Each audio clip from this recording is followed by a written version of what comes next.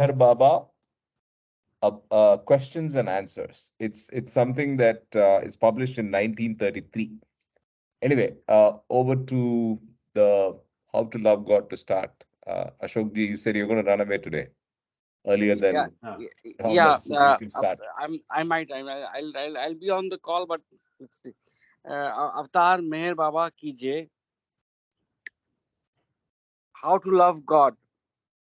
To love God in the most practical way is to love our fellow beings.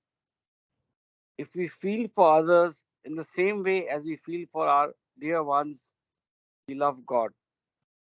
If instead of seeing faults in others, we look within ourselves, we are loving God.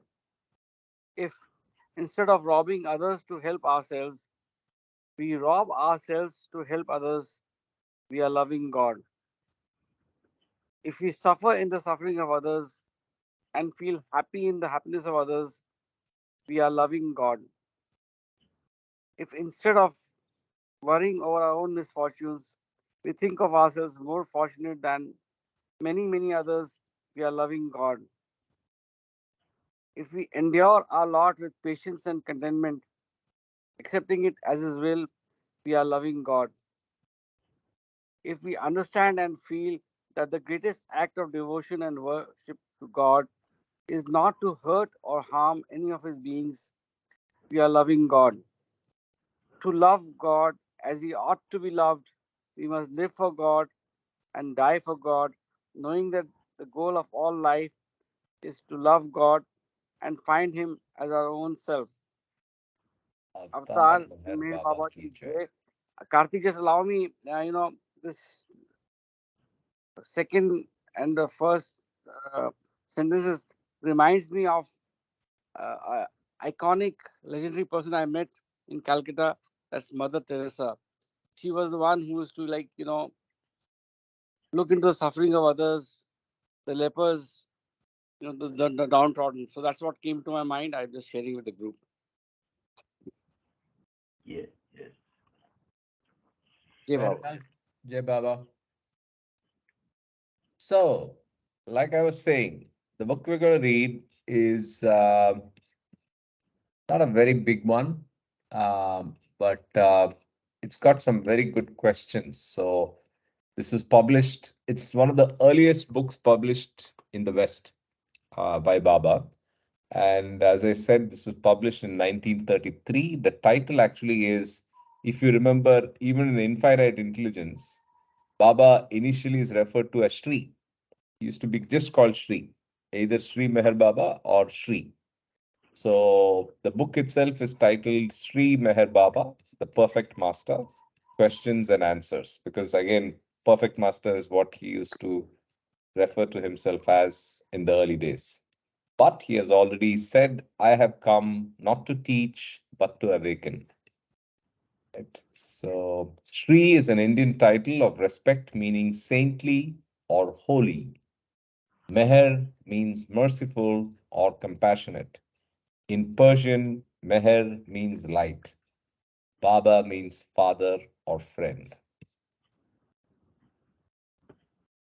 Okay, Meher quick. means light. Yeah, I didn't know that. In Persian. Actually, it is also used as compassion. Actually, So that's what it starts. So Meher yeah. means merciful or In compassionate, but in Persian, Meher means light. Maybe merciful or compassion is Arabic, okay, and okay, Persian means light. Because I've seen, I'm sure you have noticed too, there are a lot of Muslim names. I mean, Muslim names, not just in India, but everywhere, where Meher is used for women. And I think there it means light. I don't know. okay, okay. I have to find out because there's a lot of poetry that I have read where meher is used for compassion.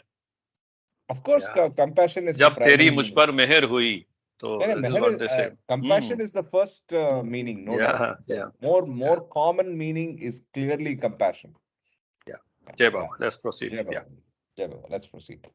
So again, we rotate reading. So I'll start and go for a bit, and then we can rotate. Let me start with the preface. We'll just read through quickly unless there's something that needs to be discussed, because this is just a common preface to many of the books. Preface. Shri Meher Baba, Avatar Meher Baba Ki Jai. Shri Meher Baba was born 39 years ago. Uh, so this is 1933. So Shri Meher Baba was born 39 years ago of Persian parents in Pune, India. He is a Parsi Zoroastrian by birth and is unmarried. When he was 19 years old, he met a Mohammedan saint, Hazrat Babajan, and had a profound spiritual experience that made him aware of his high spiritual destiny. Then, after years of close contact with a Hindu saint, Sri Upasani Maharaj, he consciously became one with the infinite, in quotes. He began his spiritual work and now has followers all over the world. Since July 10th, 1925, he has observed complete silence. During the following 2 years, he wrote a book on spiritual truths, but since 1927, he has stopped all writing. He reads and can speak 5 languages fluently. He now communicates by pointing to the Roman letters and digits printed on a small board. During the last 2 years, he has visited the West 5 times and has traveled around the world. His 8 years silence is the prelude to his manifestation. Many questions relating to Sri Meher Baba have been asked by Western people, and in this small book, a number of these questions has been gathered together with the answers to them which Sri Meher Baba has himself given to inquirers. Since he neither speaks nor writes, his answers, usually in English, are spelt out letter by letter on the board. After watching his fingers, the followers have to write down the words and sentences.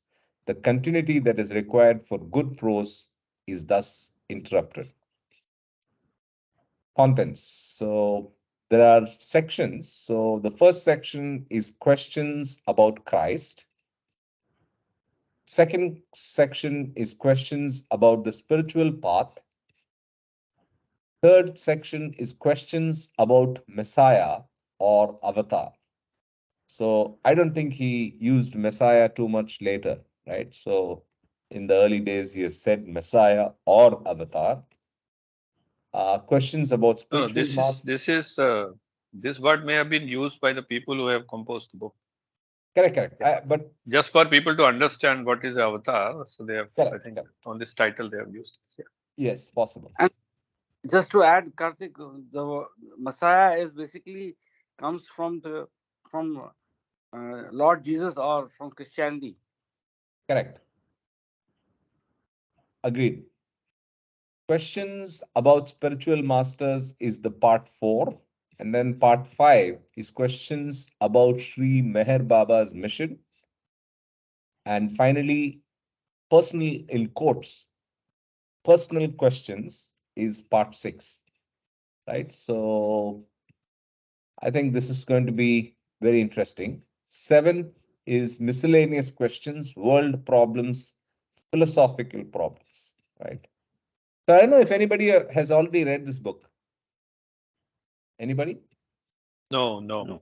No, Okay, so it's good. All of us are going to enjoy and, and and experience it together.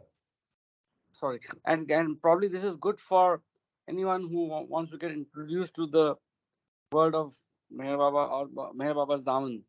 I mean, introductory Yes, text would be, I think. correct. Yes, yes. We'll see. We'll find out more as we read.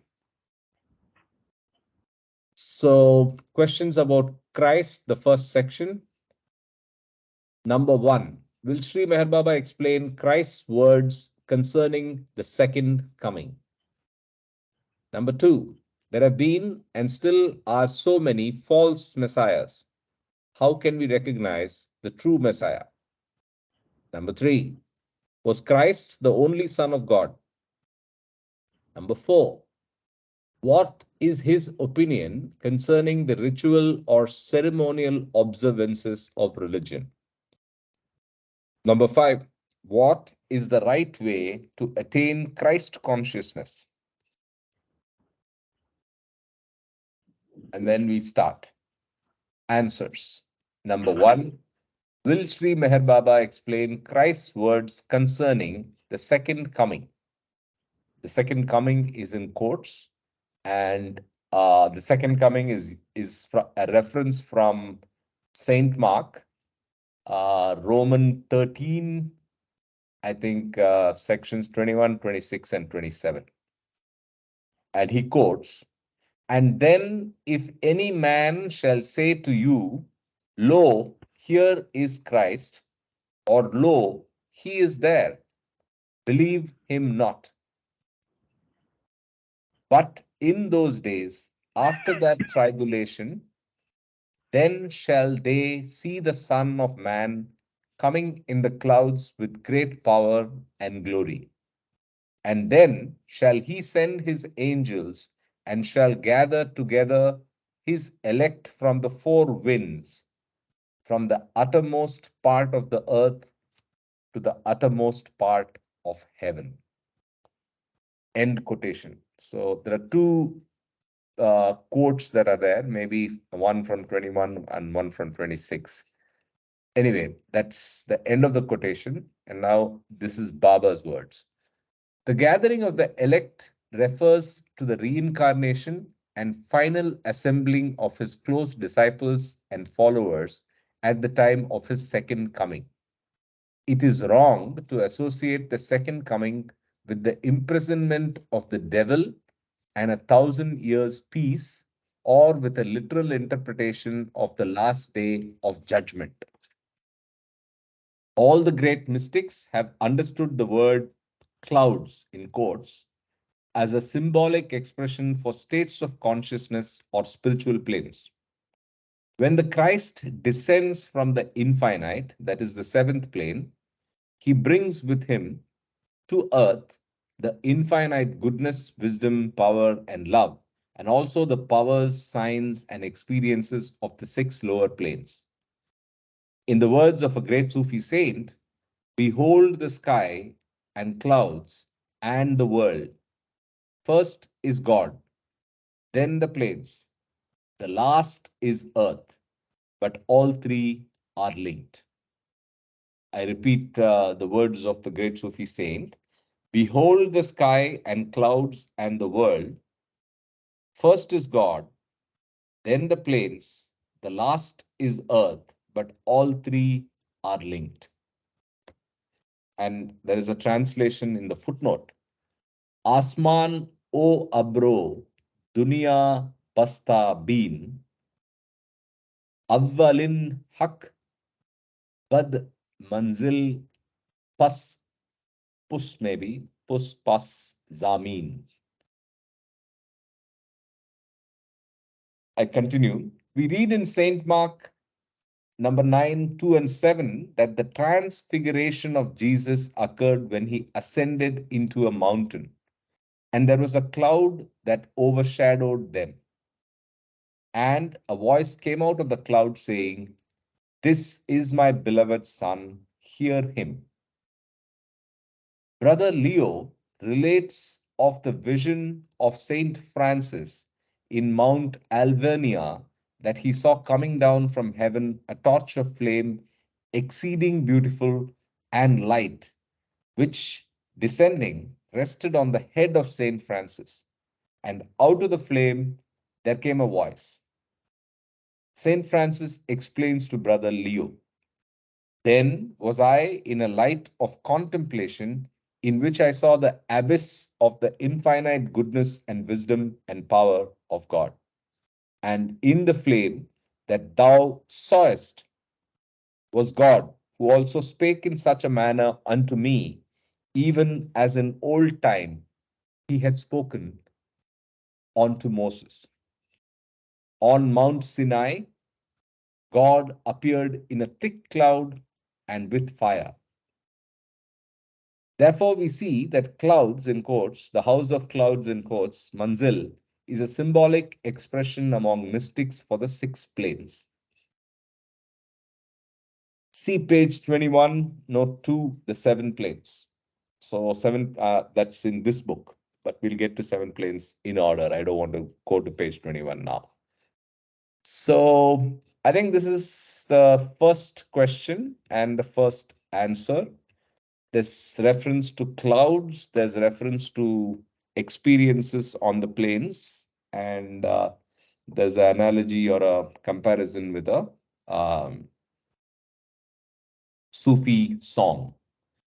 So, interestingly, or I should say coincidentally, I've been reading or listening to some of these videos that are from the Gnosis era.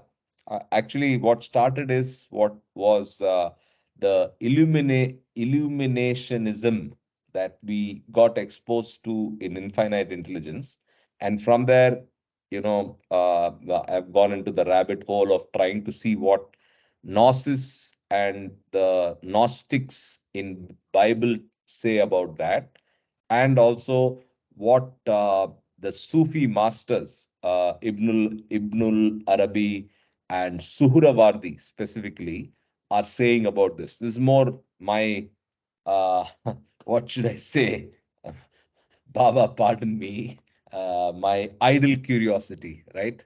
So it's not at all required. Baba has defined everything, but it's my, as I said, idle curiosity probably. And, but it's just, just get a 360-degree view on everything, right? So it's been interesting. And I think why I'm interested in this is also to see the beauty and completeness and um, the rock solid um, defense of what Baba has done. What Baba has done is unique in the sense that he has actually put everything together in a way nobody has.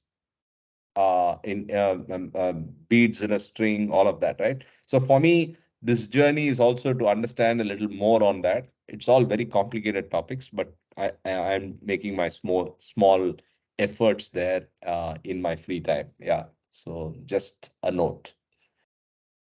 Any reader for the second question? Who wants to start?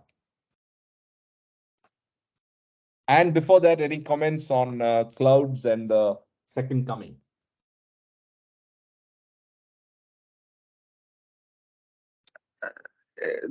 This was just one observation, Karthik. It is mentioning about uh, six planes and seven planes. So I mean, we'll read that later, but that's something which is connected with what we have read earlier.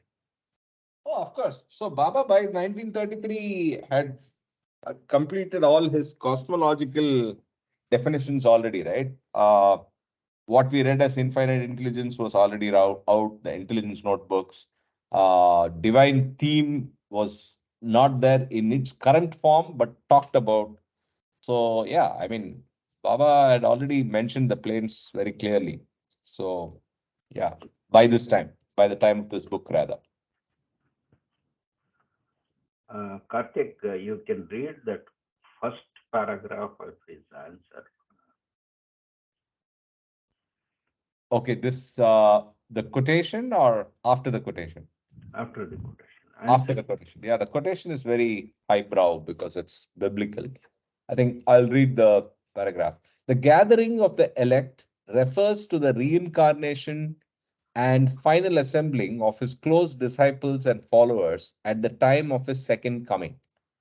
It is wrong to associate the second coming with the imprisonment of the devil and 1,000 years peace, or with a literal interpretation of the last day of judgment.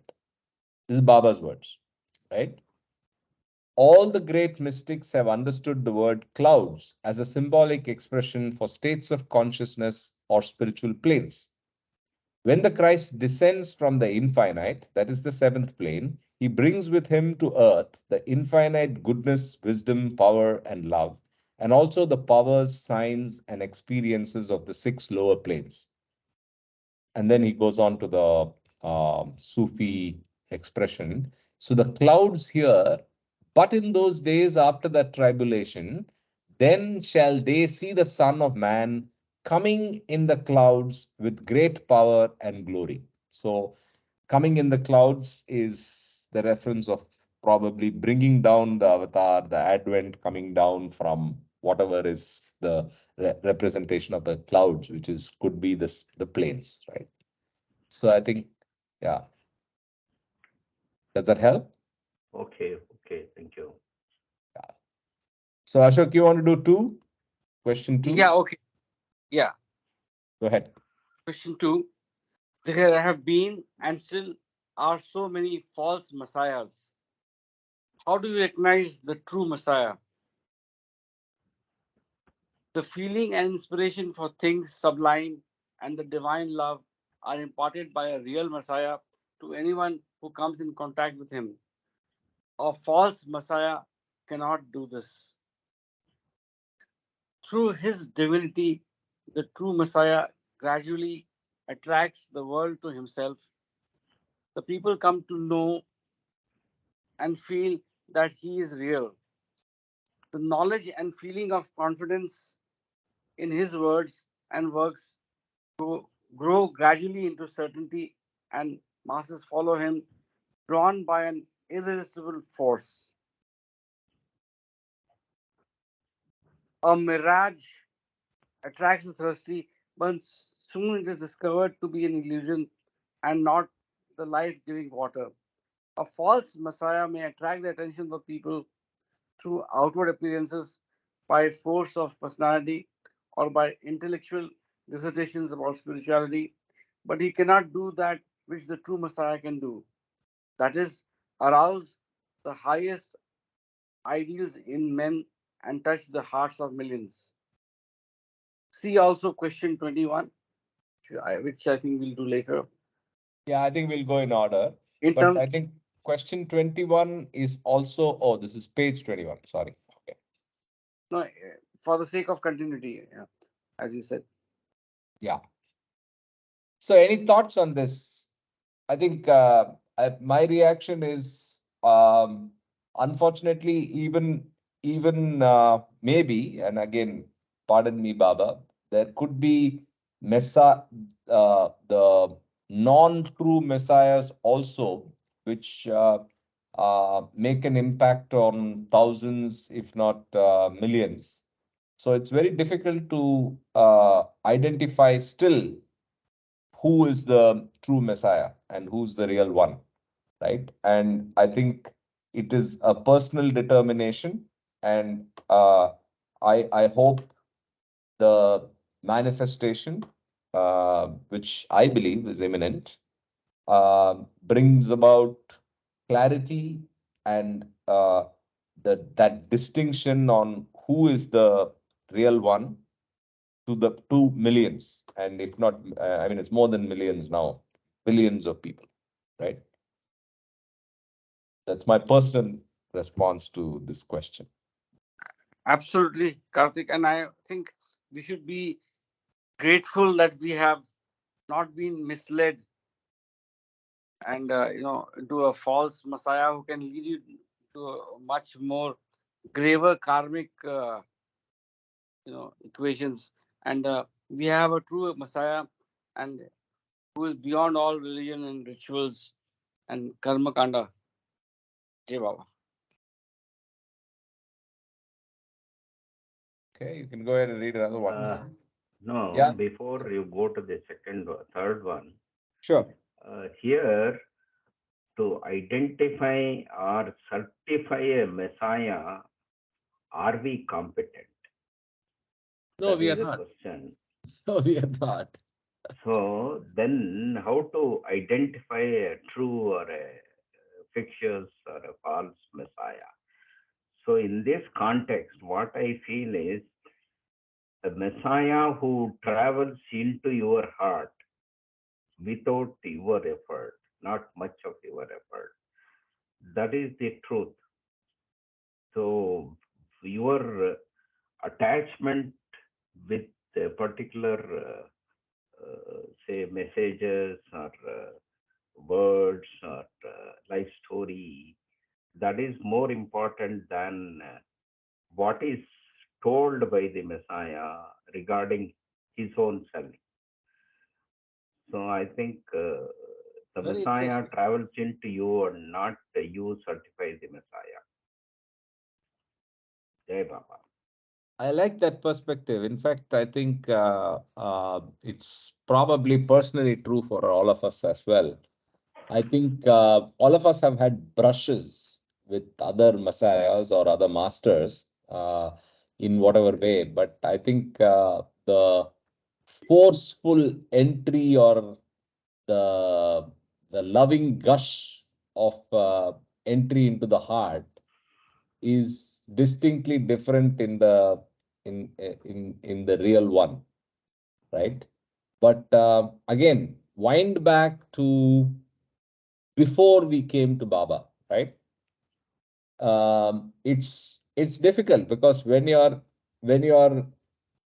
in the throes of your daily life and you come across a master who may not be, I mean, I'm not even getting into whether he's real or not real, or whether he's Messiah or not. When you come across a master and that master has a following and you have not yet made contact with Baba, the likelihood of the impact being so powerful by that other master is very high, right? Because that person will have a following, the peer pressure of those followers, the aura that is created by them, all of that brushes off on you, and you also kind of feel, oh yeah, this is the one.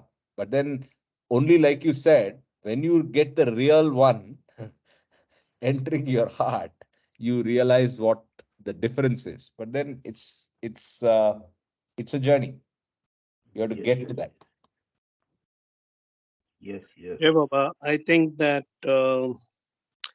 first of all, it's very simple. Without divine grace of the master, you're not Nothing going to happens. recognize there is his master. Simple as that. Number one, that's a top-down approach. Initially, like you said, all of us before we got into Baba, we were doing spiritual shopping. I myself, I can only talk about my experience. I, of course, only read at Ramakrishna, Ramana Maharishi. You know, those are also self-realized masters. The question is why there is no connection. Why couldn't I accept them? I liked everybody. I think they all spoke the same truth, but I had to wait. Till it happened. And then for all of us, it's a very unique journey. And if you listen to different people, especially the Baba lovers, each one has their own experience. Some get it just like that. I had to go through a process for myself. So, in the end, the common denominator for everybody is divine grace. That has to happen for one to recognize whether that particular master that you're following is a Messiah, is a prophet, or is he a Sadguru, or is he a Wali or Pir. So, I believe that probably each one's sanskaras are also determining how you go through that whole process, and also that people who also follow false teachers also have to go through that process, because that is like a case study for them personally, that they needed to recognize later what is false and what is not false. So it's all kinds of permutation combination. And I think in God Speaks, in the supplement, there is a section where Baba talks about how do you recognize a perfect master. you know So there are certain signs. There are 4 or 5 of them which we can also go through. So that is my understanding. Yeah, Baba. Jai Baba. Yeah, very good points that you made. I just have one question for the team. Ashok, in his comment, said, in case, I mean, how do you know, recognize the right master? And is there is there a problem by attributing the wrong master, or attributing or let's say a fake master? That's, I don't know the exact words that Ashok used at that time, but basically what he was saying was, I hope we have got the right one, but there are many who get to the wrong one. What happens to souls that are following the fake master? What's Baba have to say on that? Anybody? Yeah, well, he has said it very clearly. You follow the wrong master. The wrong master's sanskaras also directly or indirectly affect you. I have come to know that I'm not very sure, but this is what I've heard through the grapevine that people who followed Satya Sai Baba in Bangalore, there are a lot of people who are now going to psychiatrists, and they are kind of having problems with their lives. And I've seen in Almora, there was an American lady from Boston, New York, who was a Sai Baba lover, Satya Sai Baba, and she stayed there and all that. And I could see the kind of personality she had. And later, I also heard about, that especially in Bangalore, there are a lot of ex Satya Sai Baba lovers who have given their life to him, and suddenly they are facing all kinds of issues. This is just an example. I'm not sure whether it is correct or not, but definitely when you're following the wrong master, it is going to affect you directly or indirectly. And I believe that even if the aspirant is sincere, he or she has to go through that experience. And we are seeing that all the time with the Atmaram, Shatmaram, and with the Muji. This Muji guy is talks about Ramana Maharishi because was a follower of Papaji, and Papaji was authentic. Papaji was the one who got enlightened through Ramana Maharishi, and he was in Lucknow. And so, if you just do a Google on Muji, you'll see, and he's got a big following, believe it or not, and he's able to talk and replicate his guru Papaji and Ramana Maharishi, and he's considered himself, and a lot of people have fallen for him. So probably that is also a process for those people who follow that. Just like people who follow Trump, that's a different story, of course, in politics. But it's a form of delusion that happens, and it definitely affects their life. So they have to go through that in this life. Maybe again find the right master in this life, or wait for the next life. Hey, Baba. Hey, you mentioned two masters that I have not even heard of. Muji and what Atmaram. What's the other one? Well, the Atmaram case in North India, which happened 4, 5, 7 years ago. A lot Okay. of them. It's Yeah, it's there's it's. quite a few. Quite a few, yeah. I mean, there is no doubt about it. And even in America, there have been a lot of these cults. The Jonestown cults and stuff like that, who claim themselves, and that is part and parcel of the whole divine dream. This is a divine script. Look, the whole point is that all human beings are Atmas with full and complete consciousness. And if Atma is part of Paramatma and Paramatma is divine love, every Atma has divine love latent in us. The thing that is not abstracting it or awakening this divine love is the ego, which has to do with sanskaras. Sanskaras. So this is what my insight happened when I was in Andhra. I mentioned this to you earlier in the last week, that I'm sharing with others, that Baba is not about, Baba is subliminally actually telling us to work on our ego, mano nash. That is the goal. It has nothing to do with love. It's like saying, like, oh, am I breathing right? Like everybody is breathing the same air. But the point is, everybody's thought process is different.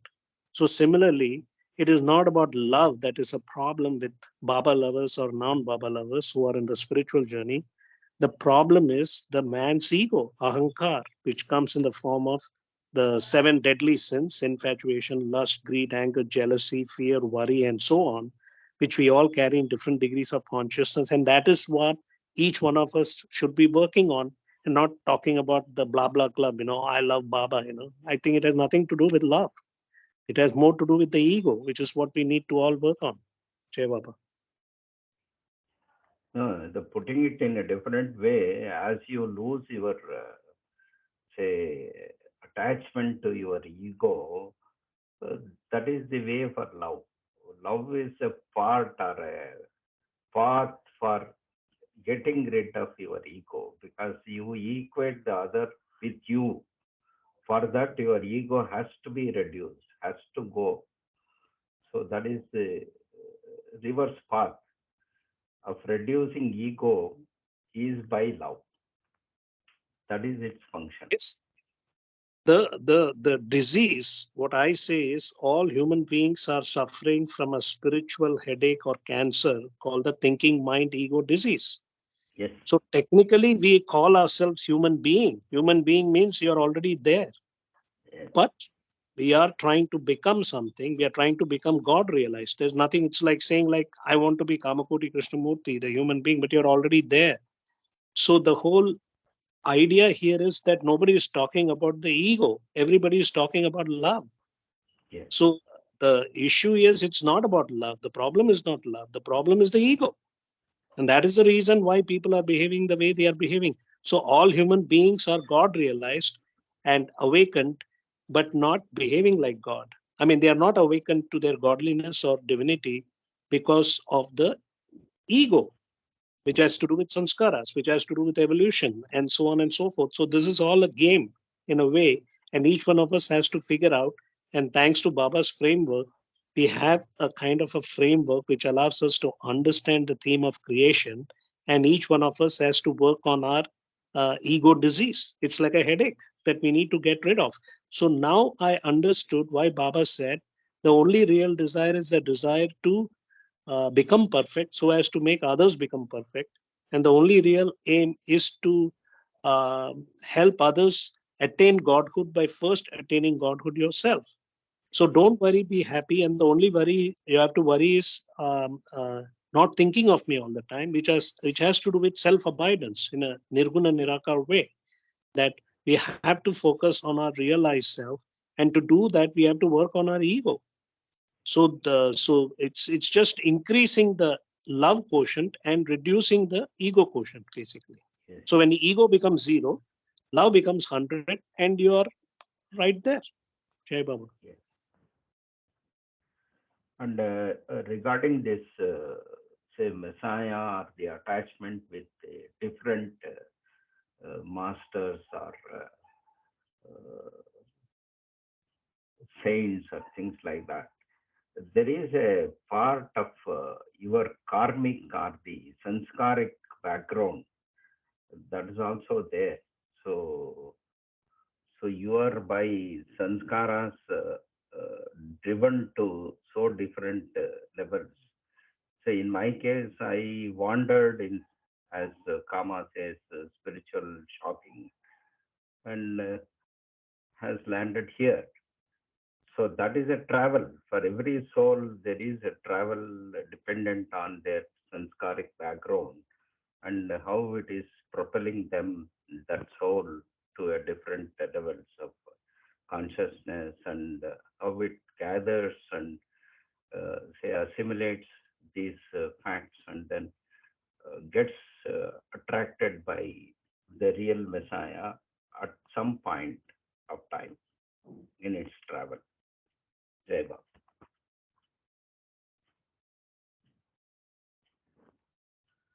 Jai Baba. So you want to do one more question? Actually, you can do this part maybe. There's Okay. 5 questions, Ashok.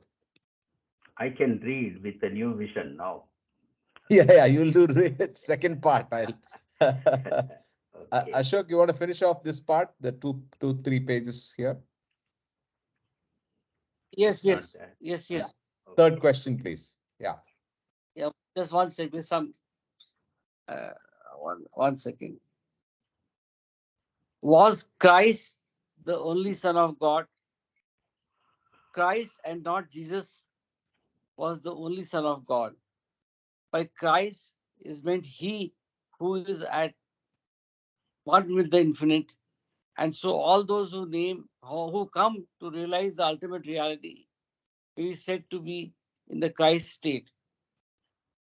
By Jesus is meant the historical man God of Nazareth who attained to the Christ consciousness, that is, who gained perfection.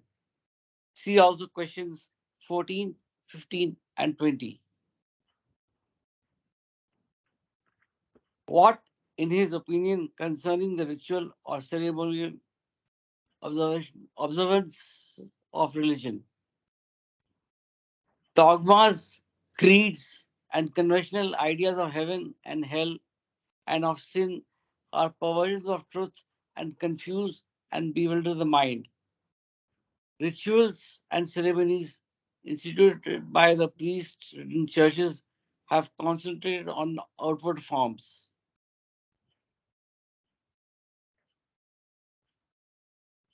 and have ignored the essence of spiritual life, the elementary virtues, love, obedience, humility, and sincerity, are represented by allegorical statues, and the way to eternal life is forgotten in their sumptuous and magnificent temples. Man seeks life and is given a stone. India is at the moment ridden with caste prejudices, innumerable cults and ceremonies which ignore and contradict the spirit of the religious teachings. And this in a country which has wonderful spiritual traditions stretching back thousands of years. See also questions Sorry, 7, sorry. sorry, 7, 15, 16, 26, and 54. So I just wanted to go back to the question here. So, any thoughts on the third question? Was Christ the only Son of God? Right. So the interesting thing is, Christ consciousness is nothing but perfection here. Christ consciousness is also used in the biblical and philosophical traditions. So he's saying is nothing but perfection, which is nothing but avatar. So any thoughts on the third question? So actually, in the Abrahamic religions, the big thing is about God being, I mean, there's only one God, right? Which is the primary basis for all the Abrahamic religions. But the big arguable point is, so who is a prophet, right? And what is the definition and cyclicality and recurrence of a prophet, right? So that's not clear. So even if you take the Bible, why is the Christ the Christ? If you take Islam, Muhammad, so why Muhammad and why not anybody else? And what happens after that? These are questions that only Baba has answered, right? We now know. We now know why Christ. We now know why Muhammad. We now know what next also, right? So I think that's something to reflect as we read this third question, right? Another point is the second line of this, the historical man God of Nazareth who attained the Christ consciousness, that is, who gained perfection. So, and we also know that in essence, we are all God. So, but we are not awakened to that God status. So, in that perspective, anyone can be God. Only thing is, he has not awakened to that. So, one who is fully awakened is only the avatar who comes back repeatedly. So, all others are on the path to an extent. So, that is what comes out Yeah, of this maybe I'll answer. modify it a little. Of course, Yes. it's the avatar that is perfect and comes back again and again. The Yeah. modification only is there are others who get conscious experience of God, but then they drop off after various points, right? So Yes. Yes. the ordinary mukti right away, nirvana, and then right away nirvana followed by nirvikalpa samadhi for a few of them, and for a very few, which is the perfect masters, they come back and deal with the affairs of the world, right? But Yes. overall, what you said is absolutely right. The The one who comes back is the same one again and again, and others are in a journey to get the conscious experience of God realization, call it by any other name, Christ consciousness, perfection, whatever. But then for them, it is almost to use a phrase, it's an end in itself. So after that, there's nothing to do, right? Whereas the avatar has a lot to do, and so does the perfect master. Yes, yes. No, I think that it's only the functions that are have to be looked upon.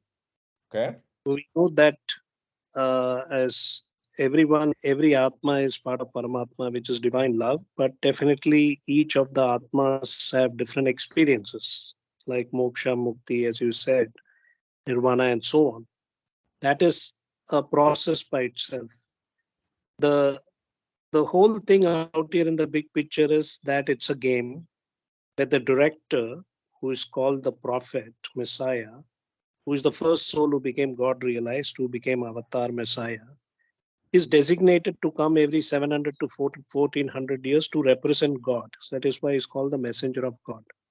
So it is almost a director. So the director is God, which is called existence, love, truth, infinity, being, and so on, Satchitananda. He is playing this game as the director, but he sends his emissary, which is the messenger of God, who is called prophet, who is the first soul who became God realized. He comes every 700 to 1400 years and tukes the operating system, how the game is being played based on the context and the environment. The Atmas basically are going through these different processes, and we also know that each Atma's destiny is also predestined as to who attains the highest Sadguru state, because you can't go higher than Sadguru, and that is supposed to be very, very, very rare. And we also know that all Atmas will get liberation.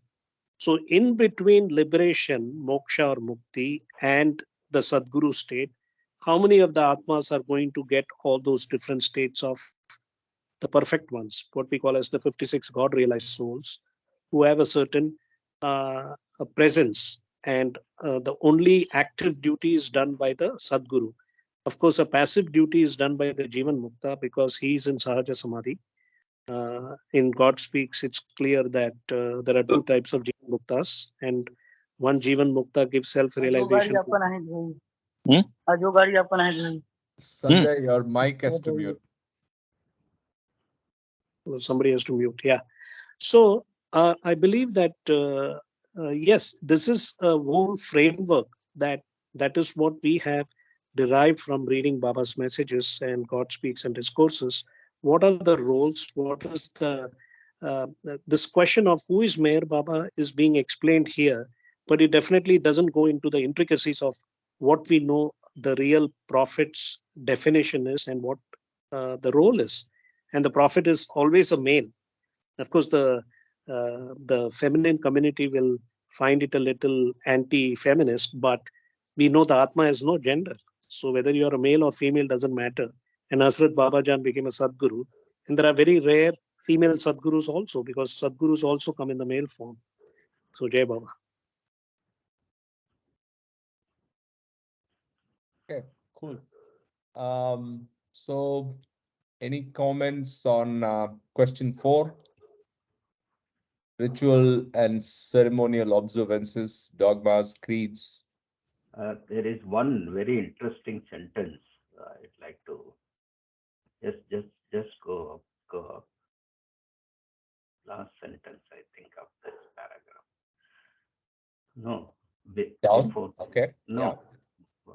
Uh, So this is where it starts. okay, go down, go down. Okay.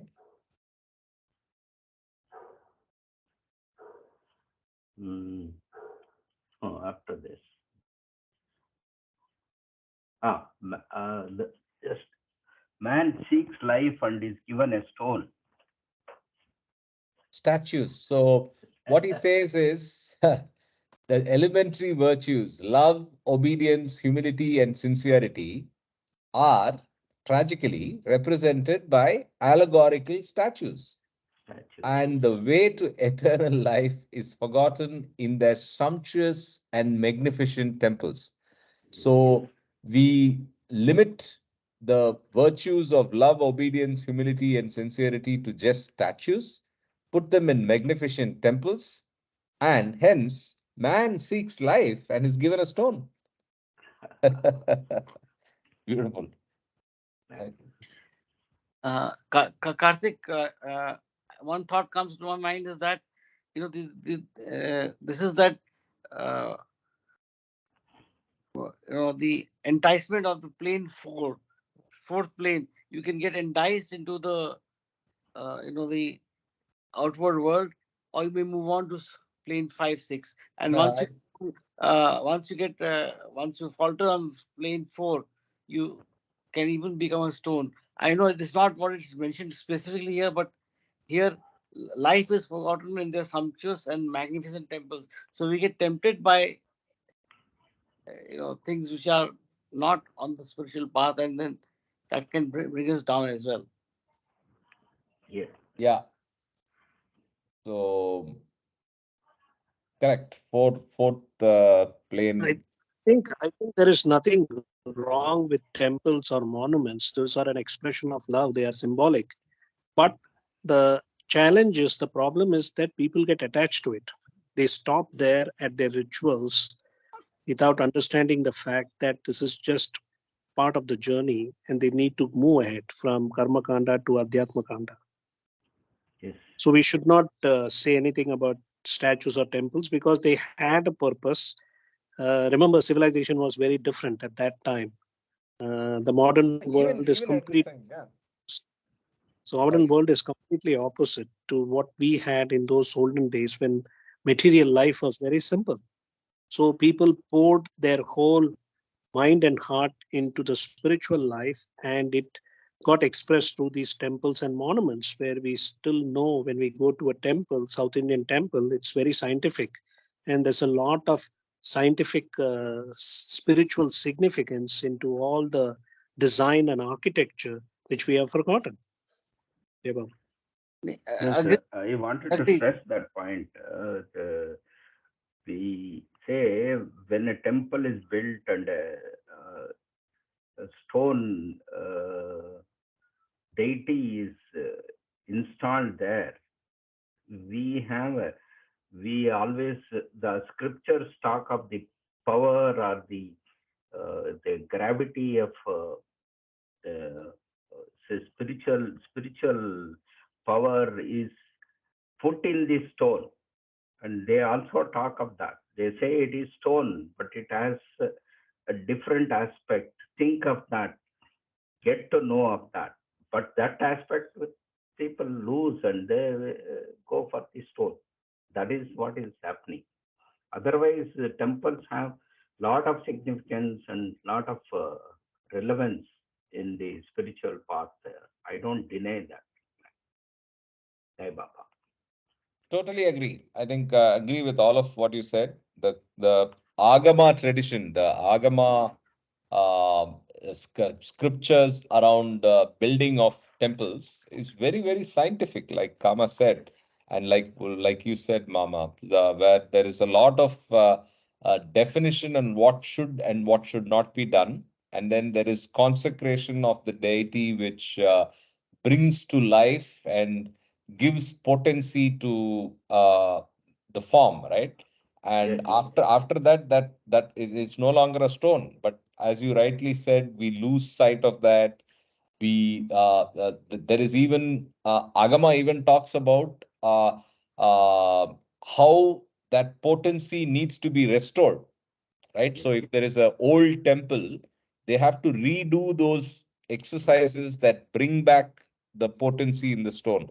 I think there's a name for it, punar something.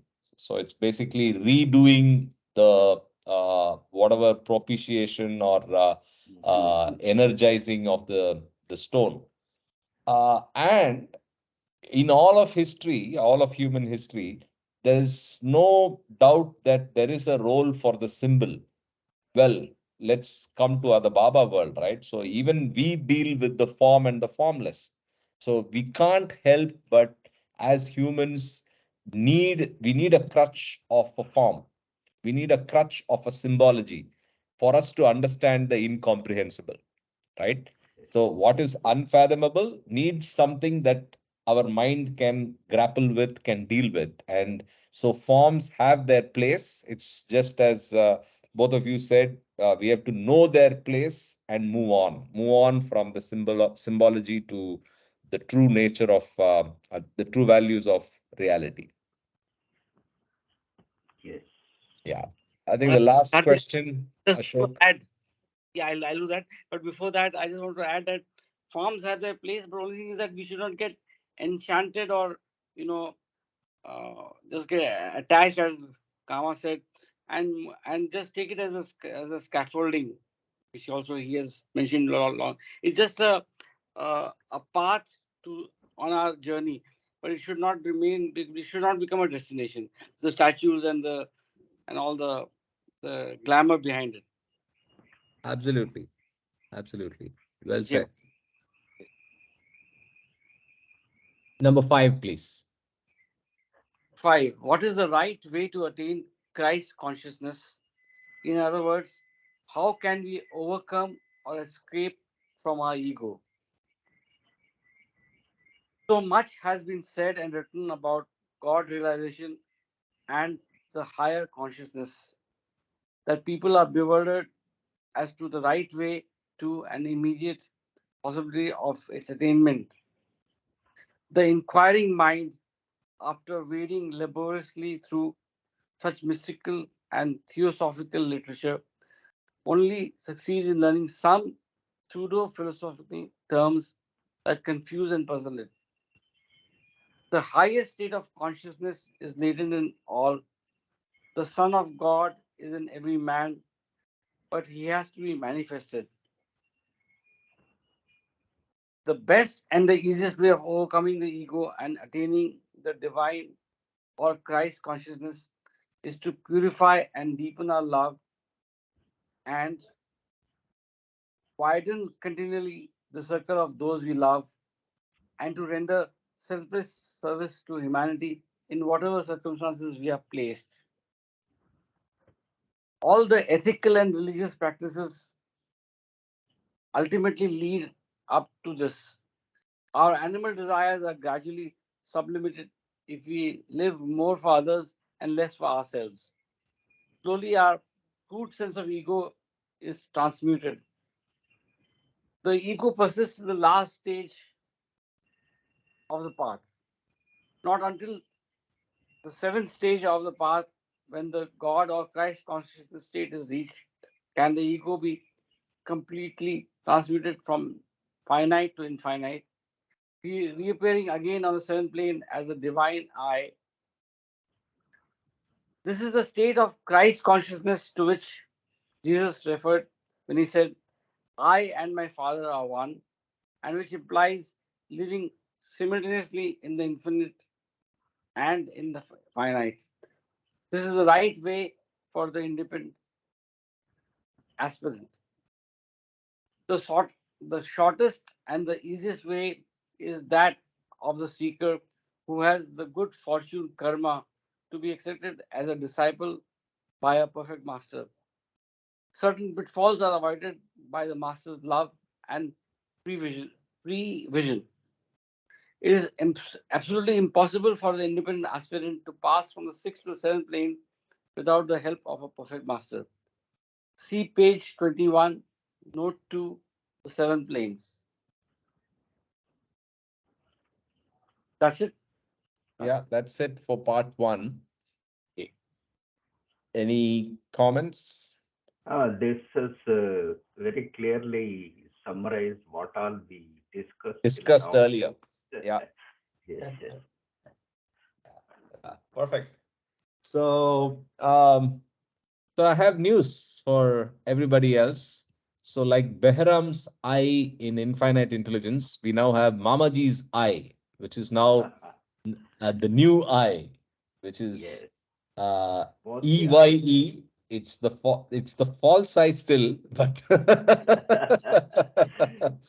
May but be it able is to see. Yes. So it has full vision. So basically, what I'm referring to is he's been through his surgery and doesn't need his glasses. We were talking just before we started the class. So he's going to read part two with his new eye. Oh, there he is Yeah, without his glasses. yeah, looking good. Yeah, looking. Ah, Okay, so part two, questions about the spiritual path. Over to you, Mama. questions about the spiritual path. Number six, it starts as number six here. Okay, we have finished five questions, no? Yes. Yes. What way of approach does Sri Meher Baba recommend for those who aspire to perfection? Which is the right way to attain wider consciousness? Do religions help or hinder spiritual development? What is the right way to attain Christ consciousness? What discipline or qualification is necessary to enter the path? Do intellectual attainments help or hinder man's progress on spiritual path? Intellectual and spiritual understanding compared. Okay. Does renunciation help a man's progress on the spiritual path? 12a. How does a master help an aspirant and how does a master help mankind? Why is it necessary to have the aid of a perfect master in order to attain perfection? Why is meditation on a perfect master the most effective form of meditation? These are the different questions and the answers as to each question. What way of approach does Sri Meher Baba recommend for those who aspire to perfection? Always divine love, the various yogas, religion, science, art, household duties. But after a certain point, the usefulness of each ceases. And then the aid of a perfect master is needed if further progress is to be made. Always divine love, the various yogas, religion, science, art, household duties. But after a certain point, the usefulness of each ceases, and then the aid of a perfect master is needed if further progress is to be made. I'm We also intrigued by household duties, right? So even ah, that done correctly is a way to God, is a way to perfection. yes, So it's yes. beautiful. Yeah. So we have so many misconceptions. No, Yeah. men do this, men don't do this, and all that. So if you can break that barrier, that is one step ahead, I Yeah. think. No, I Absolutely. think I just to yeah, add, go ahead. and it says that do not shirk your Responsibilities. responsibilities, which means that even though living in this uh, world of duality, we should not, of course, lose our ultimate goal is, of course, God realization. But even doing our duties is a part of this journey. Yes. That's exactly what I was reminded of. It's Do meditation. not shirk your responsibilities. Go ahead, Kama. Yeah. So I'm saying that this do not shirk your responsibilities. Of course, it's in my wish, but apart from that, everything we do is meditation, right? So what is being said out here is that every activity that we do in our waking state should be considered a form of meditation and should be done with the best possible intention and with full concentration, and that is real meditation. Jai Baba. Yes. Yes. Jai Baba. Question Number 7. 7. Which is the right way to attain wider consciousness? Do religions help or hinder spiritual development? No general rule or progress can be laid down. Process can be laid down for the attainment of ultimate reality, or as you term it, the wider consciousness. Every individual has got to work out his or her own salvation. And for that end, he himself has to create and choose the path, which is mostly determined by the total effect of momentum of impressions, called sanskaras in Sanskrit, acquired in previous life. The panacea the world hears about, the pseudo religions for the guidance of humanity, do not go far towards solving the problem. As time goes on, the founder, the one who supplied the motive force, is relegated more and more into the background of time and obscurity. The aftermath of his manifestation, usually a religion or an organization, gradually loses its glamour and attractiveness. Finally, a mental revolt against the old order of things arises, and with it is felt a thirst for the way, the truth, and the life. This thirst or demand has to be met and will be met. Yes, what is told here. Mm. So each new cult Religion. or religion goes on, and then it dwindles over a period of time. So as we say attach ourselves with the rituals related to that, the religion deteriorates, and then the essence of the religion deteriorates, and we Correct. need another new awakening. Fair. So in that process, I feel Baba stresses so much on no, say, preconditions, no ways and means of doing things, only the awakening, only the heart, and the progress of the mind towards the heart, the progress of the mind to the non-mind state. That is what is to be achieved, than trying to say, look at what Baba said, how each thing has to be done, and all that. So keep doing with the essence of what he has told. That is more important than don't buckle down yourself with, say, some anecdotes, episodes in his life, and try to pick up only those lines of doing things. That is how I look at it. Jai Baba.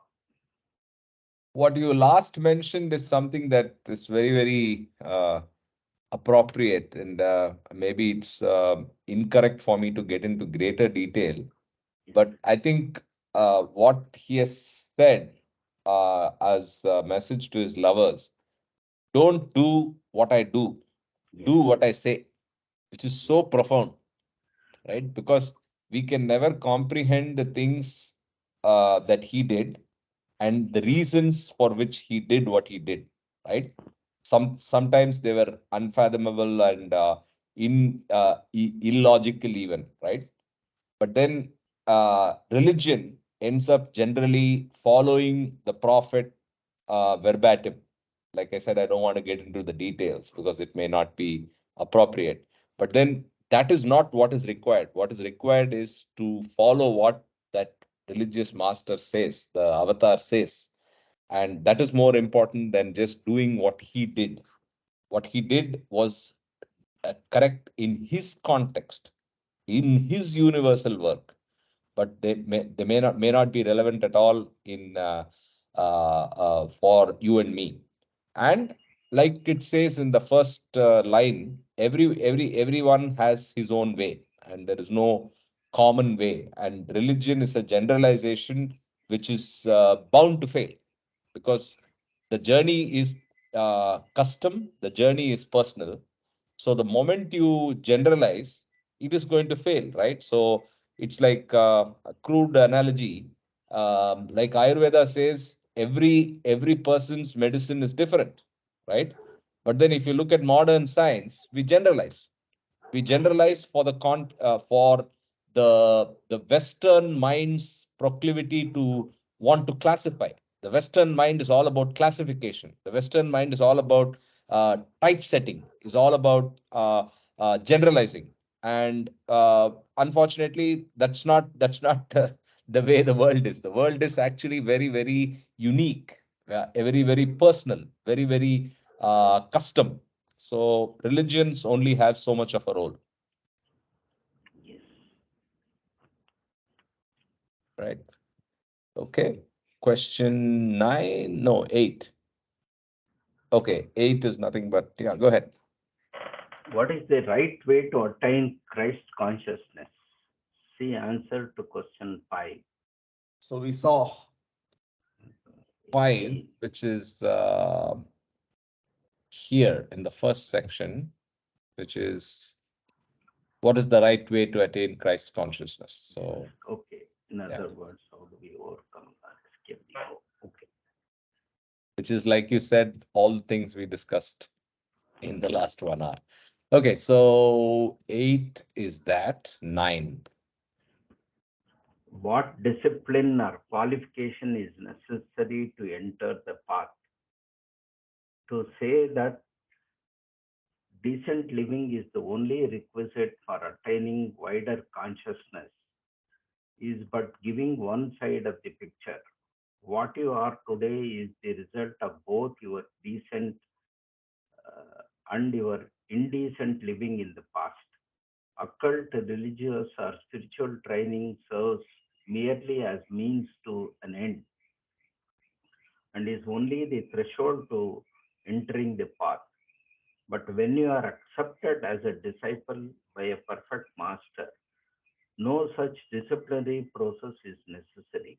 The only requirements then are complete surrender to his supreme will, perseverance, love, courage, and trust in master.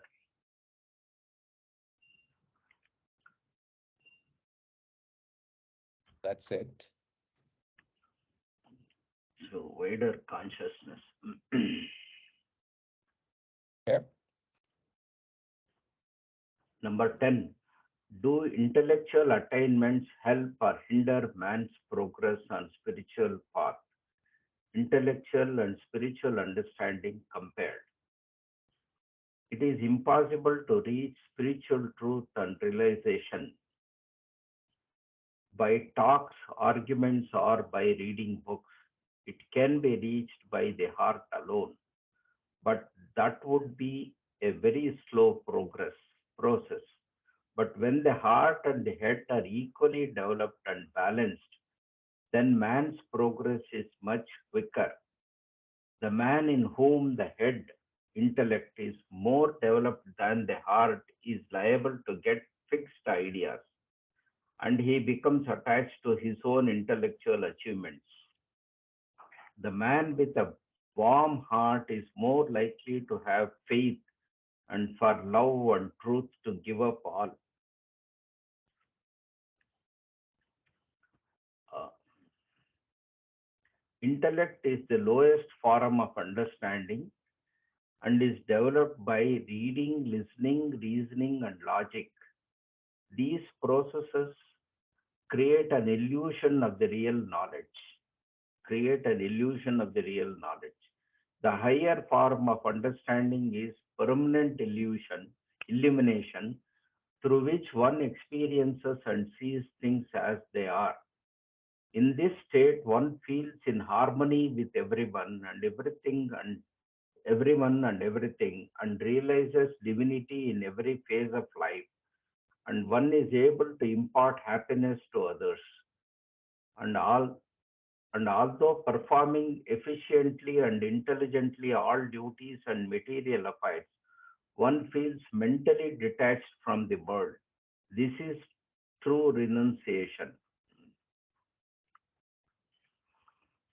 The last and the highest state of understanding results from the merging of soul into the limitless ocean of infinite knowledge, bliss, and power. One who has himself attained to this can enable thousands to attain perfection.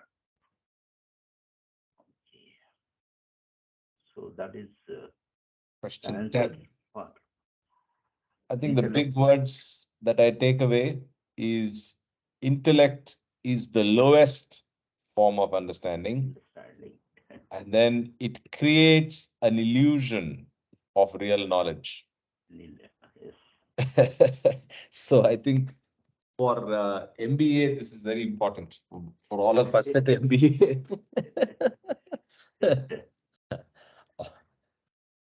So part of our exercise is an illusion to get out of that. exactly. Okay. So the second part is more important to get out of that. Yes. Correct, correct. Okay. Number 11. Does renunciation help a man's progress on the spiritual path? Shri Meher Baba does not believe in external renunciation. For the West, particularly, it is impracticable and inadvisable. Renunciation should be mental.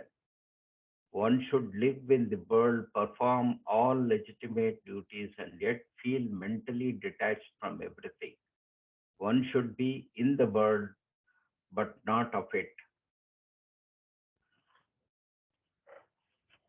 So I think 11 is, I think again, it's all contextual, but I think Baba gives a lot of importance to renunciation in discourses, right? It's one of the earliest things that a person on the path needs to do: renunciation and sacrifice, and also penance, right? So, however, here I think this is A for the Western audience, and then Baba, the compassionate, is so loving that he's saying it's impractical and inadvisable for the West. So don't worry about it, but Yes, mentally detached. So again, things to be noticed. yes, Jai sir. Baba, I think we have to look at the word renunciation. There are two kinds: external renunciation and internal renunciation. Yes, that's what. So, what is Yeah, correct, meaning is correct, external renunciation is difficult for the Westerners, correct. but ultimately it is all about internal renunciation. That is the key out here for the spiritual journey. Correct, Jai correct. Baba. Yes. Thank you. That internal Thanks. renunciation should be mental. That's what he means. Okay. Thank you. Mentally give up things. Even though you are immersed in that, mentally give up things. Sure. How does a master help an aspirant, and how does a master help mankind? As a role, masters help individually according to the temperament and preparedness of the aspirant. But this being the avataric period, that is the end of the previous cycle and the beginning of the new one, it usually occurs every 7 to 800 years. Sri Meher Baba's spiritual help to humanity will be both individual and collective. He rejuvenates and infuses new life into the old order of things and imparts the highest state of spirituality, a state of oneness with infinite ocean of bliss, knowledge, and power to his close disciples. He gives a general spiritual push to the whole universe. Yes, twofold push. Okay, interesting point here is he's referring to avataric period. Yes, This is the 1933, and he's already saying it's the end of the previous cycle and beginning of the new one. So all things to be kept in mind. yes. 12B. 12b. Why is it necessary to have the aid of a perfect master in order to attain to perfection? Only a perfect master who is the veritable incarnation of divinity can awaken in the individual the fire of divine love, which consumes in its flames the lesser desires of the body, mind, and world, and all of which must be completely relinquished before perfection can be realized. Consumed in the flames. I remember one I don't remember the author who has written it, but it is a part of the prayers. Arti. Arti, Arti. Yeah, one of the Artis, yes. Yes, yes. I think the Australian Arti or something. I think it's the Consume American. It's the American American. Arti. Yeah, Okay. the long one. Consumed is my mind in the In the fire of flame, what. in the fire of Yes, your. yes. Actually, I always look at it as confused is my mind. I don't know why, but Mind will always be in confusion. So we have to straighten it and then null it. Okay. 13. Why is meditation on a perfect master the most effective form of meditation? By meditation on a perfect master who is divine and fully conscious of his divinity, the individual who is divine but not fully conscious of his divinity is led into divine self consciousness. What a definition. By meditation on a perfect master who is divine and fully conscious of his divinity, the individual who is divine, who is already divine, but not fully conscious of his divinity, is led into divine self consciousness. There are two aspects of the infinite one, personal and impersonal. The impersonal aspect lies beyond the domain of creation and transcends even the mental plane. The personal aspect of God is the perfect master who, having attained to the impersonal aspect, lives in the world and helps others towards truth.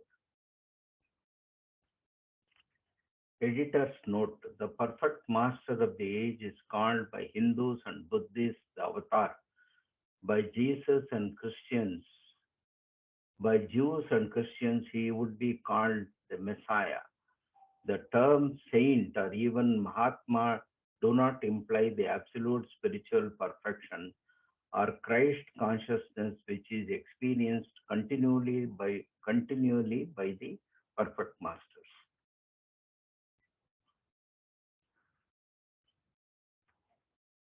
Okay, maybe we stop here and take the section on Messiah or Avatar tomorrow. Yes, And probably we can even finish the book tomorrow. It's a okay, small booklet. So, okay, okay. okay. Jai Baba, anything else before we wrap up? Jai Baba, this was interesting reading. I think these small books give us maybe with our Jai Baba. patience. Jai Baba. Jai Baba. What is our program for future? Yeah. So we're taking discourses. So after this is discourses. Okay, okay. So, Yesterday I had a call from Singapore. She okay. was asking me what is the program you are reading. Something I am not able to link up, but we would like to take up God speaks and discourses. So when it is going to happen? So it is better you spread the message so that people will all congregate. Sure. Will do. Yes. Very good. Jai Baba. Jai Baba, Jai Baba. Jai Baba. Jai Baba. Jai Baba. Have a good Sunday, everybody. Have a J- good Saturday. And Yeah. Yeah, see you tomorrow. Jai Baba. Jai Baba. Jai Baba, Ashokji. Jai Yeah. Baba.